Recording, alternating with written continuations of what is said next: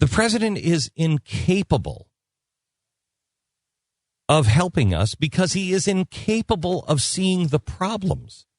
He's also incapable of correcting course because those around him are incapable of giving him an honest assessment. No one in the media will give him an honest assessment.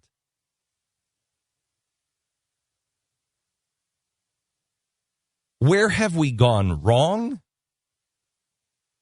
Well, we're not looking at reality with this president. This president is saying that the worst thing about us, the thing that's causing all the problem, is the public sector. You're telling me that think about this. He says that's police, fire, and teachers. That's what he always says, police, fire, and teachers. You're telling me that we've lost 40% of the value in our homes and our wealth because we're laying off teachers? First of all, I don't see the big epidemic on teacher layoffs. I mean, we've lost jobs in every sector. Now, I could see if maybe you could make that case that we were going to be behind the eight ball because of teachers years and years down the road, but you can't even make that case because that actually might work to our advantage. The way our school systems are, that might work to our advantage. Teachers in the nation's third largest school district have voted now to authorize the first strike in 25 years if their unions and the city can't reach a deal on the contract for them to go back to school this summer. First time in 25 years. You know where this teachers union is? What a surprise, Chicago. You know why we're having so many problems? Because this president is in bed with the unions, and they're helping each other. The good news is, as we saw in Wisconsin, people are out. The private sector is not going to a union. The private sector knows the unions stink on ice.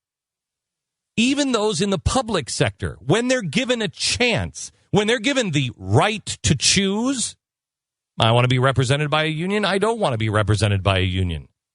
Over half of them leave their union and say, you guys are crazy. All of the money that we've wasted, all of the net worth that we've lost, and we still throw money at the same things in the same way over and over and over again. The definition of insanity. From 1965 to 2009, the federal government spent $2 trillion on education. And yet, it's not enough. What do we have to show for it? Today, my book comes out called Cowards. This is broke. This is an inconvenient truth. We put this out about every 18 months, or an inconvenient book. Keep confusing my work of fact with Al Gore's work of fiction. It has 50 pages of footnotes in it, and we cover a lot, and we're going to show you some of the stuff today that we cover. One of those things that we cover is education. How we are failing our kids with education. And actually, I can't say that we're failing our kids. We're only failing 2/3 of our kids. That's it. Right now, only 33% of fourth graders, 32% of eighth graders, 38% of high school seniors read at their grade level or above. I just saw I'm reading this book called Island of Vice, and it's about Manhattan, turn of the century, last century, and they give the questions that you have to answer, just to serve in public. It's crazy. It's crazy. Most people wouldn't even know. They have no clue. And this was just a public test. Americans At least our children are not near the bottom of the pack in every category. They do rank first in self-esteem. You want to know a problem? There it is. You're ranking last in everything else, first in self-esteem.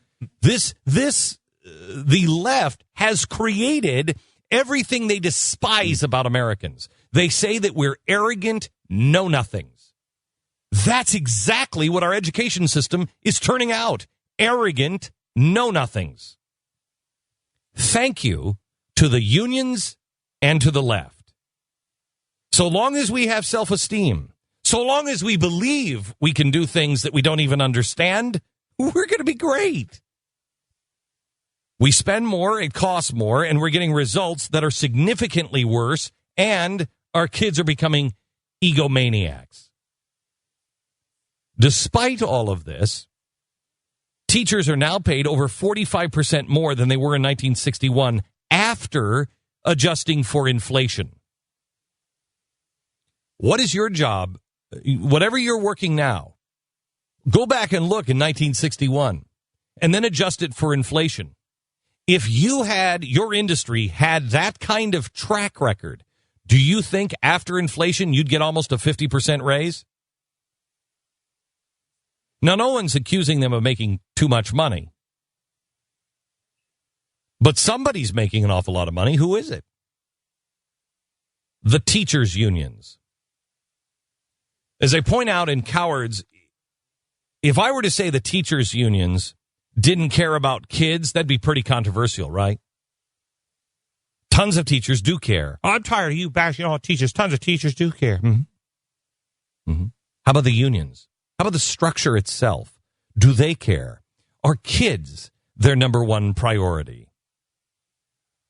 Like everything that we do, I don't want you to trust me. I don't want you to take it at my word. I want you to look at the footnotes. I want you to see it in their own words.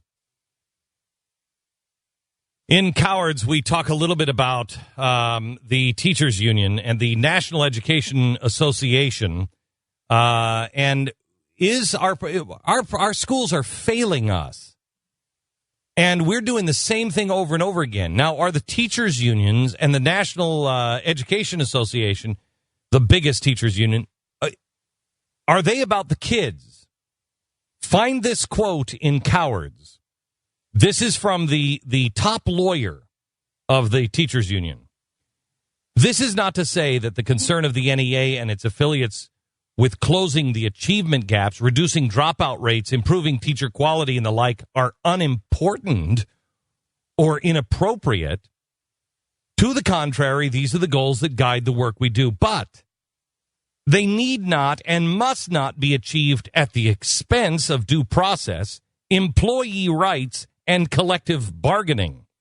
That's simply too high of a price.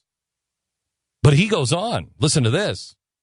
Which is why, at least in my opinion, NEA and its affiliates are such effective advocates.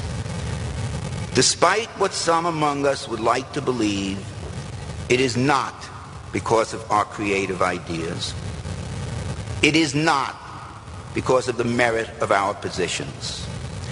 It is not because we care about children, and it is not because we have a vision of a great public school for every child. NEA and its affiliates are effective advocates because we have power. There it is. Because we have power. Read the full story of what's happening in our schools and the cowards that have brought it to us in the new book out today. Cowards, available online and everywhere. Grab it now. Great for Father's Day.